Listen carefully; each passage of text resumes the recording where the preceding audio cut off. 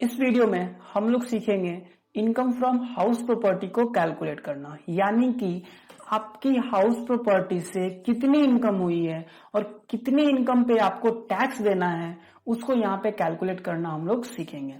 And this calculation is done with the provision of section 22 to 27। Okay, आपको कौन सा section apply होता है इनकम फ्रॉम हाउस प्रॉपर्टी में? सेक्शन 22 से लेकर के सेक्शन 27 तक। ओके, चलिए एक एग्जांपल से स्टार्ट करते हैं। फॉर एग्जांपल, सपोज ये आपका घर है, ओके, जो कि आपने रेंट पे दिया हुआ है। ठीक है, ये आपका घर है जो कि आपने रेंट पे दिया हुआ है और साल भर में इस घर से आपको 1,44,000 रेंट मिल रहा है। ओके, क्या कहा मैंने? साल भर पे आपको साल के एंड में जो है ना टोटल कितना रेंट मिल रहा है? 1,44,000। तो क्या आप 1,44,000 के ऊपर टैक्स दोगे? तो the answer is no. House property का जो टैक्स लगता है वो रेंट रिसीव्ड के ऊपर नहीं बल्कि घर के एनुअल वैल्यू के ऊपर दिया जाता है टैक्स। ओके, किस पे टैक्स कैलकुलेट होता है? घर के एनुअल वैल्यू के ऊपर। तो इस सेशन में हम लोग घर के एनुअल वैल्यू को कैलकुलेट करना ही सीखेंगे। ओके, तो चलिए पहले बेसिक से स्टार्ट करते हैं। So first of all, the types of house property. जो हाउस प्रॉपर्टीज होती है वो कितने टाइप्स की होती है? तो हाउस प्रॉपर्टी जो होती है वो दो टाइप्स की होगी। पहली होगी सेल्फ ऑक्युपाइड। सेल्फ ऑक्युपाइड का मतलब क्या होता है? जिस हाउस प्रॉपर्टी में आप खुद रहते हो, जिस हाउस प्रॉपर्टी में आप खुद रहते हो, that is called a self occupied house property. Okay, and the another one is let out house property. So what is the meaning of let out? Let out का मतलब होता है कि आपने जिसको रेंट पे दिया हुआ है। ओके, सो हाउस प्रॉपर्टी दो टाइप की हुई। सेल्फ ऑक्युपाइड यानी कि जिस हाउस प्रॉपर्टी में आप खुद रहते हो, that will be called a self occupied house property. But on the other hand, if any house property is given on rent, अगर कोई भी घर रेंट में दिया हुआ है, that will be called a let out house property. Okay, so self occupied house property का income calculate करने का प्रोसेस थोड़ा सा अलग है और लेट आउट प्रॉपर्टी से इनकम कैलकुलेट करने का प्रोसेस थोड़ा सा अलग है। ओके, तो प्रोसेस जानने से पहले हमें जो कि हम लोग income from house property calculate करने के लिए जनरली यूज करते हैं, और जनरली ये टर्म्स जो है ना, जब भी आप income from house property calculate कीजिएगा तो ये टर्म्स जरूर आएंगे।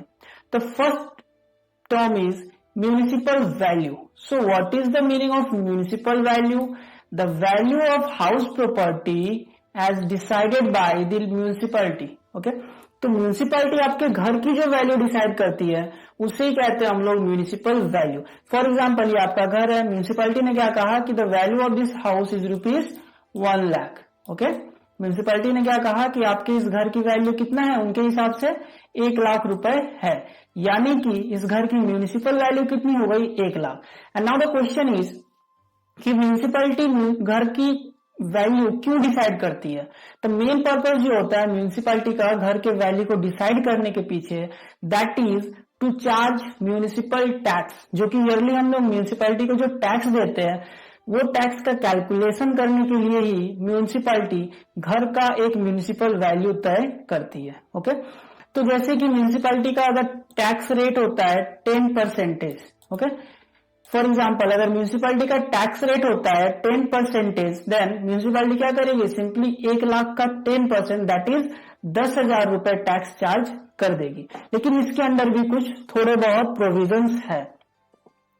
फॉर नॉन मेट्रोपॉलिटन सिटी में ये कैसे टैक्स चार्ज करेगी? अगर नॉन मेट्रोपॉलिटन सिटी है, इसका मतलब होता है दिल्ली, कोलकाता, मुंबई और चेन्नई को छोड़ करके जितनी भी सिटीज है। Okay, I repeat, Delhi, Kolkata, Mumbai और चेन्नई को छोड़ करके जितनी भी सिटीज है उनको हम लोग कहते हैं नॉन मेट्रोपॉलिटन सिटी। ओके, सो जितने भी नॉन मेट्रोपॉलिटन सिटी है वहां पर म्यूनिसिपल वैल्यू का मतलब सिर्फ एक होता है, that is gross municipal value. For तो यहाँ के पर्पज के लिए gross municipal value will be ₹1 lakh. Okay, and the municipal tax will be 10% of each, that is ₹10,000। Okay, now another one for the metropolitan city, चूंकि metropolitan city में cost of living यानी कि जो वहां का खर्च वगैरह होता है वो बहुत ज्यादा रहता है, तो गवर्नमेंट ने क्या किया, म्यूनिसिपल वैल्यू को दो हिस्सों में डिवाइड कर दिया, पहले को gross municipal value and second को नेट म्यूनिसिपल वैल्यू। तो ग्रॉस म्यूनिसिपल वैल्यू का मतलब जस्ट घर का म्यूनिसिपल वैल्यू जो कि म्यूनिसिपैलिटी तय करती है, लेकिन नेट का मतलब क्या होता है, ग्रॉस से उसका 10% क्या करना, ये फिक्स है, 10% इज फिक्स, ग्रॉस से उसका 10% माइनस कर दीजिए तो आ जाता है net municipal value and the tax is charge on such net municipal value. For example, for a metropolitan city, suppose gross municipal value is rupees 1 lakh. Okay, gross municipal value is rupees 1 lakh, लेकिन जो tax charge होगा वो gross के ऊपर नहीं charge होगा बल्कि किसके ऊपर चार्ज होगा, नेट म्यूनिसिपल वैल्यू के ऊपर चार्ज किया जाएगा। तो हमें यहाँ ग्रॉस से जाना पड़ेगा नेट में, तो ग्रॉस म्यूनिसिपल वैल्यू से 10% माइनस किया जाता है रिबेट, दैट मीन्स 10,000 रुपए हम लोग माइनस करेंगे रिबेट, तो 90,000 जो आया, ओके, जो 90,000 आया, this is our net municipal value, और इस नेट म्यूनिसिपल वैल्यू का 10% यानी कि म्यूनिसिपल टैक्स कितना, 9,000 चार्ज किया जाएगा। ओके, सो ओवरऑल फिर से एक बार देखते हैं, म्यूनिसिपल वैल्यू का मतलब घर की वो वैल्यू जो कौन डिसाइड करती है, म्यूनिसिपैलिटी डिसाइड करती है, और पर्पस क्या होता है, म्यूनिसिपल टैक्स को चार्ज करना। अगर नॉन मेट्रोपॉलिटन सिटी हो तो म्यूनिसिपल वैल्यू का सिंपल सा मतलब ग्रॉस म्यूनिसिपल वैल्यू ही होता है, यहाँ कोई भी डिवीजन नहीं है। 1 लाख है, 10% टैक्स है, दैट इज 10,000 रुपया पे करना पड़ेगा। Okay, and second for the metropolitan city, है ना, मेट्रोपॉलिटन सिटी यानी कि दिल्ली, कोलकाता, मुंबई और चेन्नई अगर रहता है तो वहां म्यूनिसिपल वैल्यू के दो कंसेप्ट है, पहले आता है ग्रॉस म्यूनिसिपल वैल्यू और दूसरा आता है नेट म्यूनिसिपल वैल्यू, और टैक्स किस पे चार्ज किया जाएगा, नेट म्यूनिसिपल वैल्यू के ऊपर। ओके, टैक्स चार्ज किया जाएगा नेट म्यूनिसिपल वैल्यू के ऊपर। तो ग्रॉस से जाना पड़ेगा किसमें, नेट म्यूनिसिपल वैल्यू में जाना पड़ेगा। इसका सिंपल सा फॉर्मूला है gross municipal value less 10% rebate, जो कि फिक्स है, हमेशा 10% ही माइनस होगा, दैट इज आया कितना, 90,000। 90,000 is the net municipal value, therefore net municipal value का जो भी टैक्स रेट रहता है, 10 रहे, 50 रहे, व्हाटएवर, हम लोग इसका यहाँ पे 10% है यानी कि 10% दैट इज कितना हो जाएगा, 9,000 रुपीज हो जाएगा इसका municipal tax. Okay,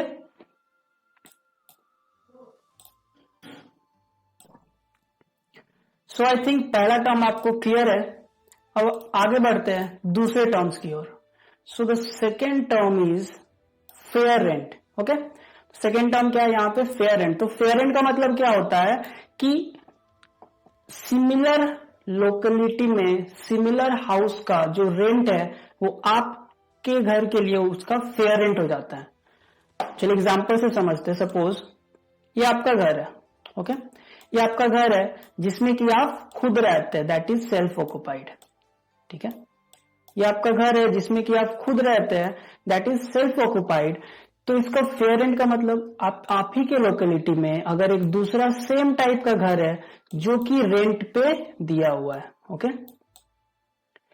I repeat, ये आपका खुद का घर है जो कि सेल्फ ऑक्युपाइड है, अगर इसी लोकेलिटी में आप ही के घर के जैसा एक और घर है जो कि रेंट पे दिया हुआ है और उससे रेंट में सपोज 1 साल में मिलते हैं 1,44,000। ओके, तो ये जो 1,44,000 उस घर का जो रेंट है ईयरली, वो आपके घर के लिए क्या बन जाता है, फेयर रेंट बन जाता है। ओके, तो फेयर रेंट का मतलब क्या हुआ, सिमिलर लोकेलिटी में सिमिलर हाउस का जो रेंट है वो फर्स्ट हाउस के लिए क्या बन जाता है, फेयर रेंट बन जाता है। ओके, सो ये सब तो आपको क्वेश्चन में गिवन रहेगा। And the next term is standard rent. So what is standard rent, rent control act के तहत, रिपीट, रेंट कंट्रोल एक्ट के तहत आपके घर की जो वैल्यू तय की जाती है उसे कहते हैं हम लोग standard rent. Okay, the rent has decided under the rent control act.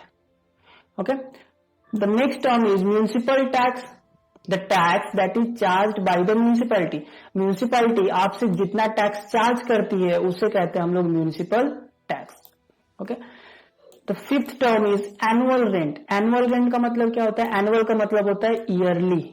Okay, annual का मतलब क्या होता है, ईयरली यानी साल भर का rent, that will be called annual rent. तो एनुअल रेंट का मतलब अगर पर मंथ रेंट है 10,000 तो एनुअल रेंट हो जाएगा कितना 10,000 इंटू 12, दैट इज कितना हो गया 1,20,000।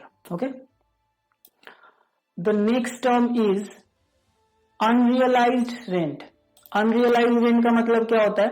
अनरियलाइज्ड रेंट का मतलब होता है कि जितने पीरियड के लिए आपको रेंट नहीं मिला, जैसे कि आपका ये घर जिसे आपने 12 महीने रेंट में दिया था, यानी कोई रेंट में रहता था यहाँ 12 महीने रहा है, लेकिन उसने रेंट दिया है 10 मंथ का और 2 मंथ का रेंट आपको नहीं मिला है, तो ये 2 मंथ का जो रेंट होगा इसे कहते हैं हम लोग unrealised rent. Okay, I repeat, unrealised rent का मतलब कि कोई आपके घर में रेंट में रहता था, लेकिन रेंट में रहने के साथ ही साथ वो आपको कुछ रेंट पे नहीं किया है। Okay, that will be called unrealised rent. The next term is vacancy period. Vacancy period का मतलब क्या होता है, पहले एग्जांपल से देखते हैं। जैसे आपका घर है, प्रीवियस ईयर कितने महीने का होता है 12 महीने का, तो फॉर एग्जांपल 10 महीना कोई रेंट में था, लेकिन 2 महीना घर क्या था, खाली था। ओके, 10 महीना रेंट में दिया हुआ था घर, लेकिन 2 महीना घर क्या था, खाली था, दैट इज लॉक था, ताला बंद था, वहां पे कोई नहीं रहता था, that will be called a vacancy period. तो जितने महीना यहाँ पे कितने महीना घर खाली था, 2 महीना, इसे कहेंगे हम लोग वैकेंसी पीरियड। और अगर वैकेंसी रेंट कहा जाए तो इसका मतलब 2 महीने का जो रेंट होगा उसे कहेंगे हम लोग vacancy rent. Okay, next term is interest on borrowed capital.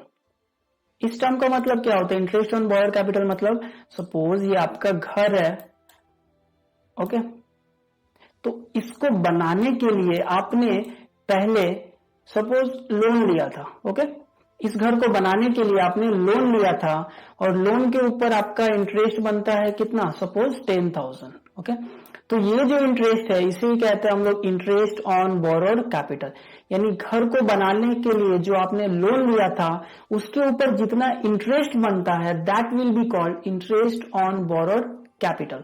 तो ये कुछ टर्म्स थे जिन्हें प्रैक्टिकल्स देखने से पहले जानना जरूरी था।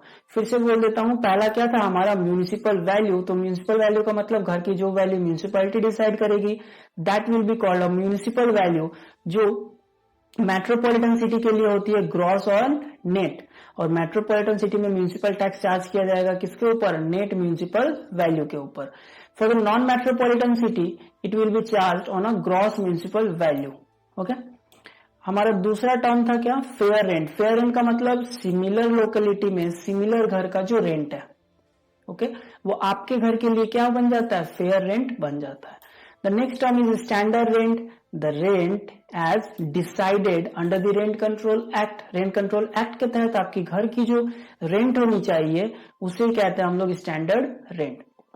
Municipal tax. म्यूनिसिपल टैक्स का मतलब यानी म्यूनिसिपैलिटी को जितना टैक्स बनता है, म्यूनिसिपैलिटी का जितना टैक्स बनता है that will be called a municipal tax. The next term is annual rent. Annual rent का मतलब साल भर का रेंट, ठीक है। अनरियलाइज्ड रेंट का मतलब आपका घर रेंट पे दिया हुआ था लेकिन कुछ मंथ का रेंट नहीं मिला, तो जितने मंथ का रेंट नहीं मिला उतने मंथ के रेंट को कहते हैं हम लोग अनरियलाइज्ड रेंट।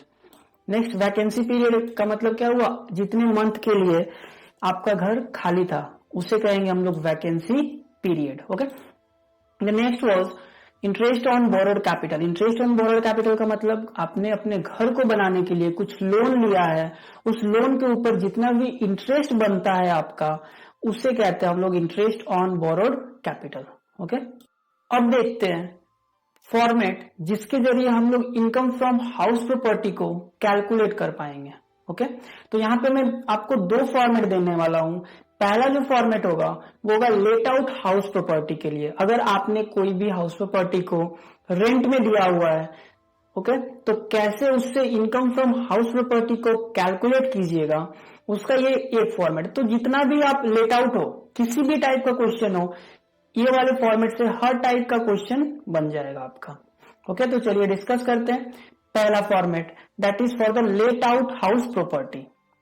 तो कैसे कैलकुलेट करना है, फर्स्ट ऑफ ऑल हमें क्या करना है, हेडिंग देना है calculation of income from house property of, यहां पे हो जाएगा जिस पर्सन का हम लोग कैलकुलेट कर रहे हैं, यानी SSC, that is the tax payer का नाम यहां पर होगा। और रेसिडेंट इंडिविजुअल, यानी यहां पर लिखा जाएगा उनका रेसिडेंशियल स्टेटस, वेदर रेसिडेंट है या फिर नॉन रेसिडेंट है, जो भी हो यहां पे हमें लिखना है, जो कि मैक्सिमम सम में आपको मिलेगा, और resident individual for the assessment year 2020-21, ये फिक्स है, ये आपको रख लेना है। For the assessment year 2020-2021 relating to the previous year 2019 and 20, so ये लाइन जो है यहां से आपका फिक्स है इस असेसमेंट ईयर के लिए। ओके, सो कैसे कैलकुलेट किया जाएगा, यहाँ पे सबसे पहले हम लोग देंगे स्टेप 1। ओके, तो स्टेप 1 में हमें कैलकुलेट करना है reasonable expected rent. Okay, I repeat, क्या कैलकुलेट करना है, रीजनेबल एक्सपेक्टेड रेंट। और रीजनेबल एक्सपेक्टेड रेंट का मतलब क्या होता है, बीइंग हायर ऑफ, यानी हायर लेना है। चलिए देखिए किस किस चीज का, gross municipal value and fair rent. Okay, gross municipal value and fair rent का क्या लेना है, हायर। जैसे अगर आपका क्वेश्चन में for example gross municipal value दिया हुआ है कितना, 50,000 रुपए, and the fair rent is ₹60,000। Okay, क्या दिया हुआ है, ग्रॉस म्युनिसिपल वैल्यू दिया हुआ है 50,000 and the fair rent is ₹60,000, तो दोनों में का क्या लेना है, हायर। हायर का मतलब यहाँ पे कितना आ जाएगा, 60,000। ओके, सो इन दोनों में से कौन सा लेना है, हायर को लेना है, फर्स्ट टू में से लेना है हायर। फिर लिखा है but subject to maximum of standard rent, लेकिन मैक्सिमम कितना लेना है, 45,000, यानी कि हमने इन दोनों में से पहले क्या लिया, हायर, तो आया कितना हमारा 60,000, और अब 60,000 से कंपेयर करना है 45,000 को, और इन दोनों में से कौन सा लेना है, लोअर। ओके, इन दोनों में से कौन सा लेना है, लोअर, तो बाहर चला आएगा कितना, 45,000। क्लियर, इसको थोड़ा इंटरचेंज करके देखते हैं।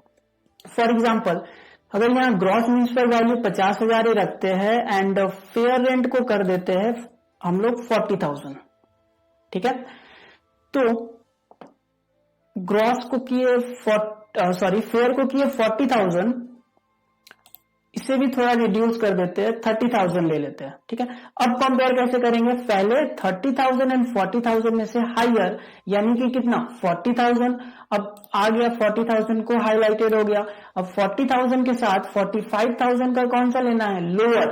Okay, lower calculate, that is lower, तो बाहर में कितना आ जाता है, इस केस में 40,000 बाहर आ जाएगा। ओके, अगर थोड़ा और चेंजेस किया जाए, जैसे कि हमने ग्रॉस म्युनिसिपल वैल्यू को कर दिया कितना, 50,000 रुपए। ओके, तो ग्रॉस म्युनिसिपल वैल्यू अगर क्वेश्चन में गिवन है 50,000, फेयर रेंट इज 40,000, तो पहले इन दोनों में से किसको लेना है, हमें हायर को लेना है, ठीक है, इन दोनों में से हमें लेना है हायर, यानी कि 50,000। ओके, तो पहला क्या हुआ, 50,000। अब 50,000 से किसको कंपेयर करना है, नीचे वाले स्टैंडर्ड रेंट, यानी कि 45,000 को। क्लियर, 50,000 को कंपेयर करेंगे 45,000 से, और इनमें से कौन सा लेना है, लोअर, यानी कि बाहर चला जाएगा कितना, 45,000, ठीक है। इन स्टेप टू में हमें क्या लिखना है, स्टेप 2 में लिखना है एनुअल रेंट, यानी कि साल भर का रेंट। आई रिपीट, साल भर यानी कि 12 महीने का रेंट।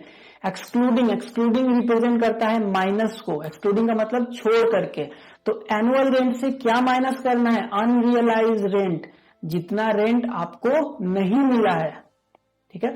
तो सपोज साल भर का रेंट होता है कितना, सपोज 70,000 होता है साल भर का रेंट, ठीक है, लेकिन अनरियलाइज रेंट है कितना, रेंट नहीं मिला है आपको 10,000, तो स्टेप 2 में बैठ जाएगा कितना, 70,000 माइनस 10,000, यानी कि 60,000। एक दूसरा एग्जांपल लेते हैं। फॉर एग्जांपल क्वेश्चन में गिवन है कि आपका रेंट पर मंथ है सपोज 10,000, ठीक है, तो 10,000 इंटू 12 एनुअल रेंट।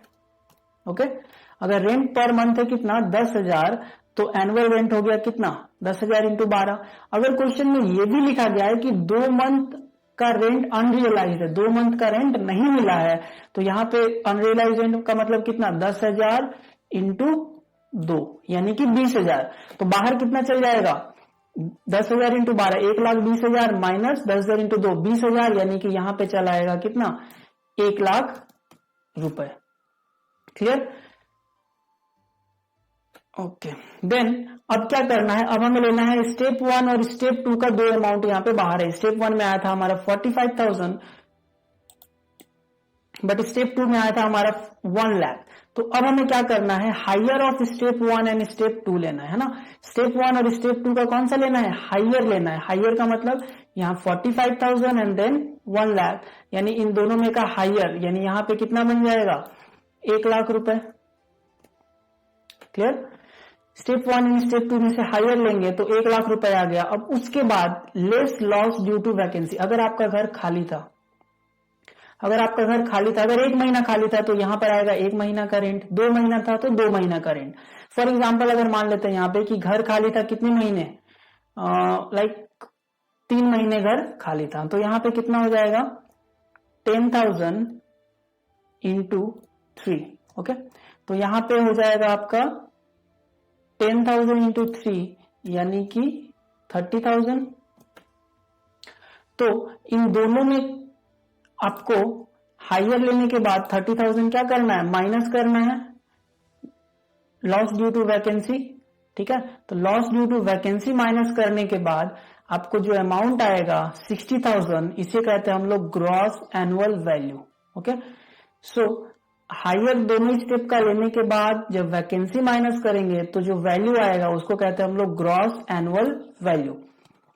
ठीक है, अब ग्रॉस में एनुअल वैल्यू से क्या करना है, डिडक्ट करना है, माइनस करना है क्या, municipal tax paid by honour. Okay, यानी ऑनर घर का मालिक जितना म्यूनिसिपल टैक्स पे करेगा उतना हमें यहां पे माइनस करना है। तो इस टर्म को पहले ध्यान से देखिए, पहले क्या है म्यूनिसिपल टैक्स, यहां पे लिखा हुआ है पेड। पेड का मतलब अगर पेमेंट होगा तभी माइनस करना है, अगर पेमेंट होगा तभी माइनस करना है। मतलब फॉर एग्जाम्पल आपने 1 लाख किया तो यहां माइनस कितना दिखाएंगे 1 लाख, 10,000 किया 10,000 दिखाएंगे, 15,000 किया 15,000 दिखाएंगे। अगर मैं ये कहता हूं कि आपने पिछले साल के का 10,000 और उससे पिछले वाले साल के 5,000 को पेमेंट किया, तो हमें कौन सा लेना है, टोटल लेना है। जितना हम पेड करेंगे हमें ये नहीं देखना है कि वो किस ईयर का है, मैं जितना पे करना है उतना ही यहां पे क्या हो जाएगा, माइनस हो जाएगा। लेकिन कौन पे करेगा, बाई ऑनर। ध्यान से देखिएगा इस टर्म को, क्या लिखा हुआ है, बाई ऑनर। ऑनर का मतलब अगर घर का ऑनर पेमेंट करेगा तभी माइनस होगा, अदरवाइज नहीं होगा। जैसे कि आपके क्वेश्चन में दिया गया है कि म्यूनिसिपल टैक्स का टोटल पेमेंट हुआ है 10,000। ओके, टोटल 10,000 पेमेंट हुआ है, लेकिन इसमें ऑनर ने 6,000 एंड टेनेंट में यानी कि जो भाड़े में रहता है उसने 4,000 का पेमेंट किया है। ओके, तो हम लोग को कौन सा माइनस करना है, only 6,000 that is paid by honour. तो यहां पे ले लेते हैं कि municipal tax paid by honour is ₹4,000।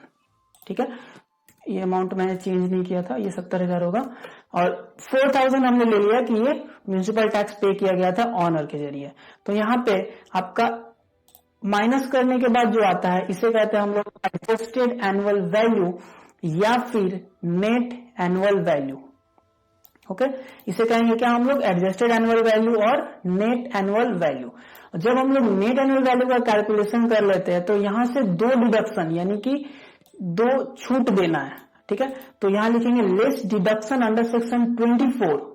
Okay, section 24 के तहत कुछ छूट मिलेगी, जिसमें सबसे पहला होगा क्या, standard deduction under section 24A जो होगा 30% ऑफ NAV।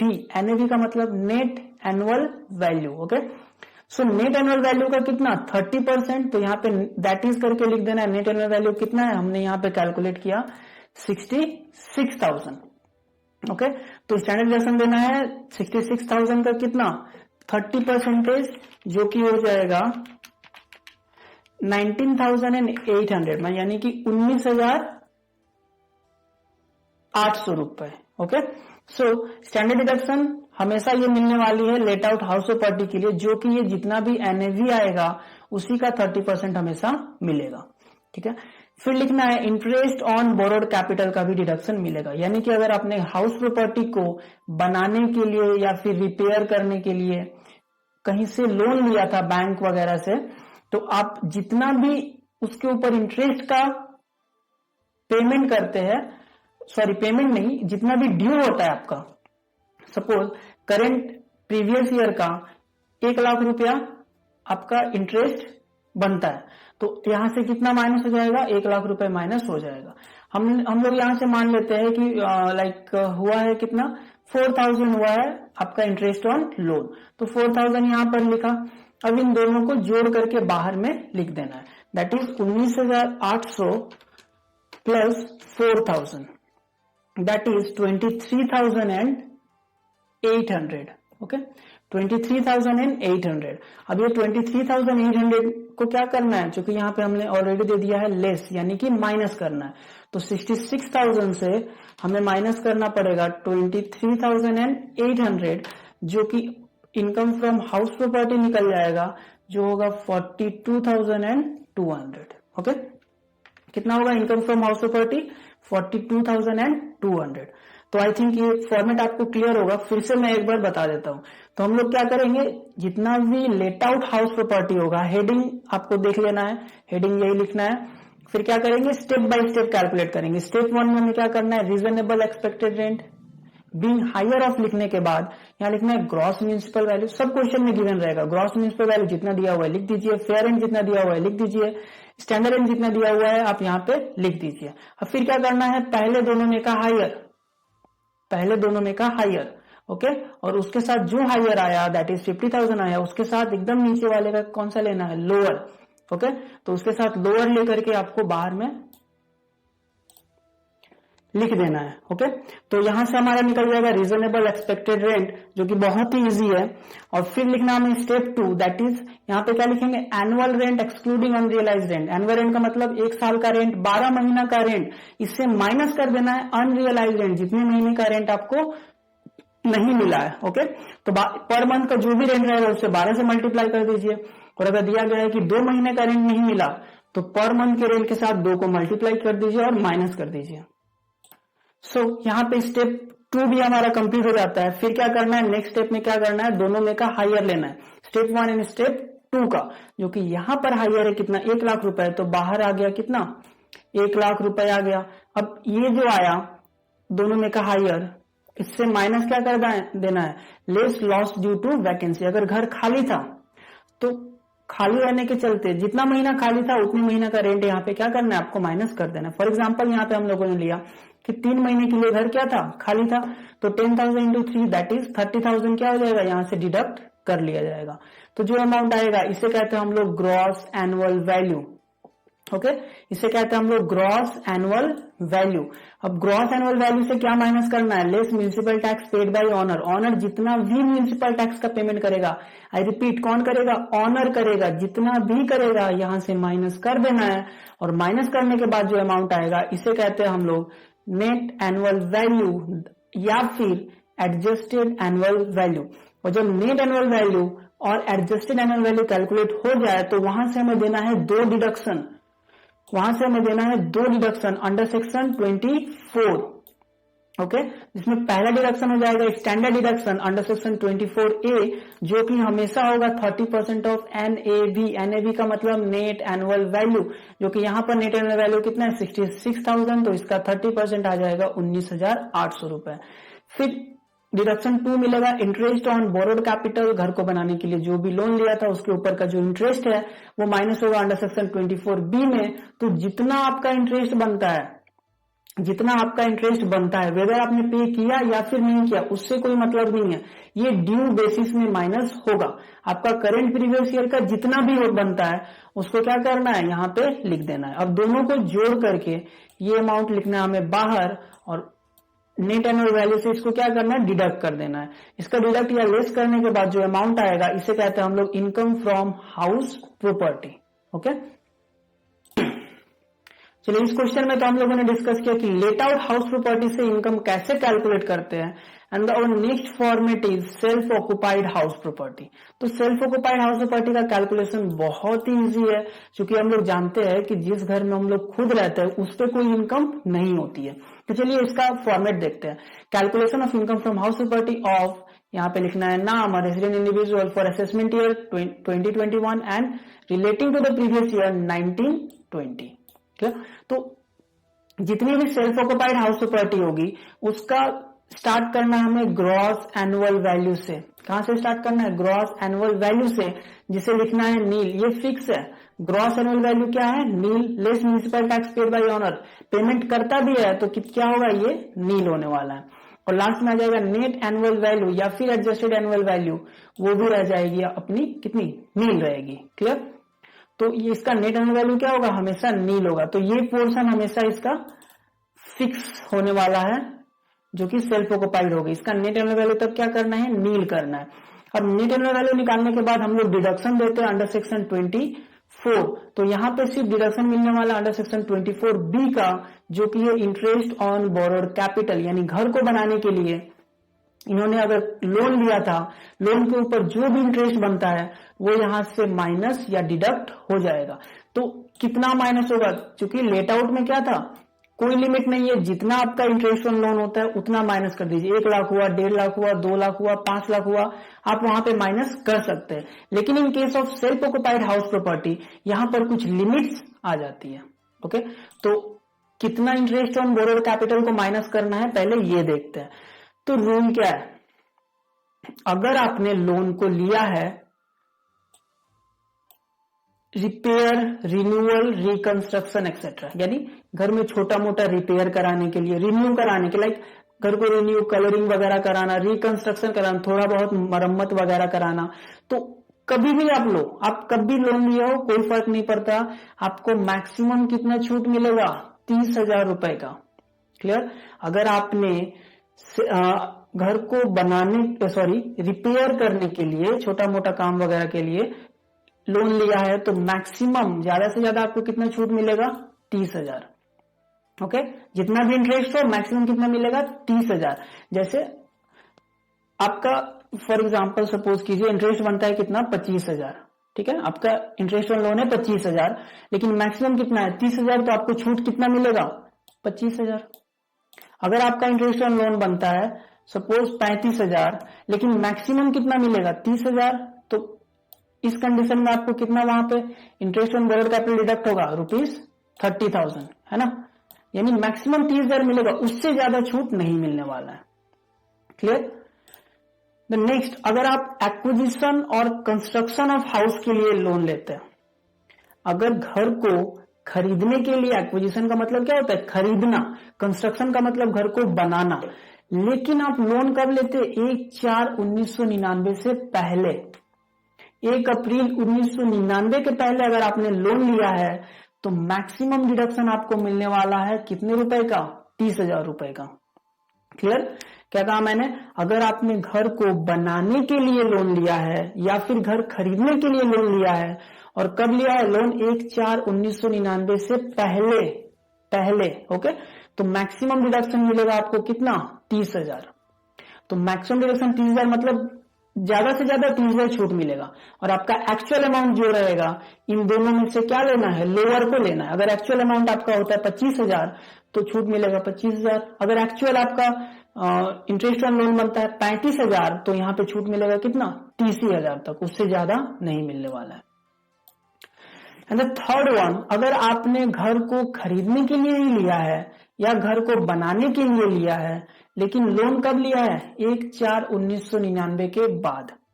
ओके, 1/4/1999 के बाद, है ना? जब भी आप लो लोन, तो यहां पे आपको छूट मिल जाता है मैक्सिमम कितने रुपए का? 2 लाख रुपए का छूट मिल जाएगा।